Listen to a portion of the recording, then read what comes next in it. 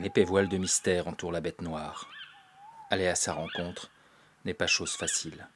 Il faut surmonter ses peurs, ses fantasmes, puis rôder, avec beaucoup de patience, dans les forêts obscures.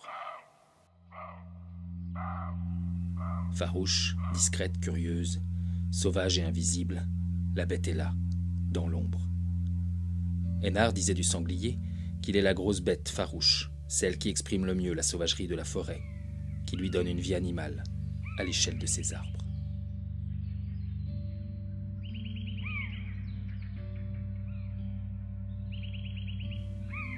Animal sociable, le sanglier forme des groupes que l'on nomme compagnies. Devenu nocturne, il acquiert très vite des mœurs diurnes, lorsque l'homme le laisse tranquille. Une silhouette massive, robuste, il est taillé dans le roc, et est le plus puissant des autres forestiers.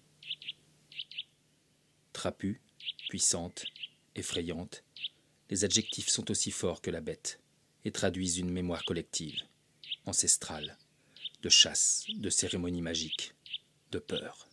Qu'il vive en groupe ou en solitaire comme le mâle, c'est un laboureur né, qui trouve une grande part de sa nourriture sous terre. Les marques profondes laissées dans le sol sont les signes évidents de son activité alimentaire. Mares, ruisseaux et autres flaques lui servent à la fois d'abreuvoir et de salle de bain, car l'animal adore se souiller pour se rafraîchir et se débarrasser de ses parasites.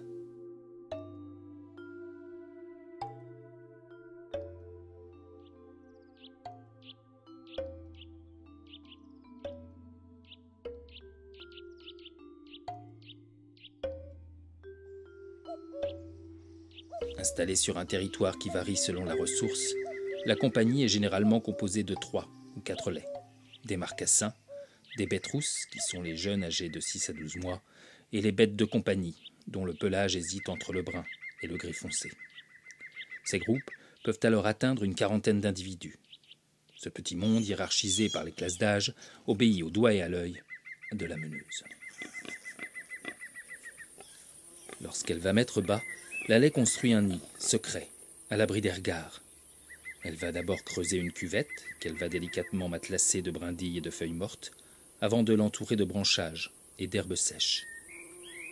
On le nomme chaudron, et cette maison, discrète et chaleureuse, va accueillir 2 à 8 marcassins, vêtus d'un petit pyjama rayé. Ils y resteront 5 à 10 jours, avant de suivre leur mère et rejoindre la compagnie. La laie rejoint donc ses descendants, plus âgés, ainsi que les autres membres de la compagnie. Celle-ci s'organise en une véritable pouponnière.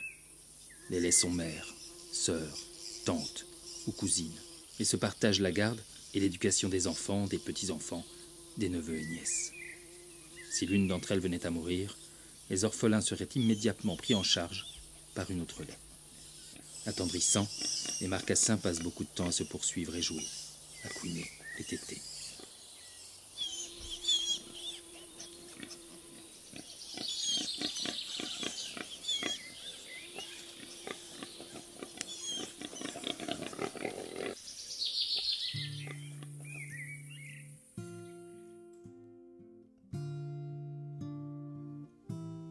Les loups et les ours ont presque été exterminés de nos espaces naturels. Fidèle depuis des lustres, la bête noire est là, sauvage, rusée, attachante et invisible. Et le mythe perdure.